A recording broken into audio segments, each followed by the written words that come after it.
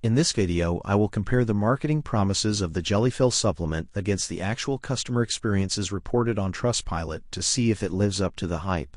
When we look at the side-by-side contrast between the company's claims and user feedback, we find a significant divide.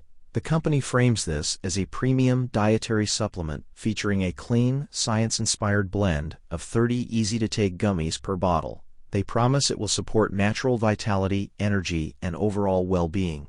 However, the trade-off here is a trust score of only 3.1 out of 5 stars, with several users expressing frustration over billing and ingredient transparency. While one reviewer mentioned the product was easy to use and effective for energy, another standout critique labeled it overpriced candy. This user highlighted a major contrast between the advertised ingredients, like rare horse collagen and pycnogenol, and the actual product label, which they claimed did not reflect those high-end components. Furthermore, there are reports of issues at checkout, such as missing discounts on add-on products, like Giant Max, and a lack of the promised free educational materials. If you value customer service, take note that some have reported only receiving automated AI responses or generic recordings from third-party billing companies.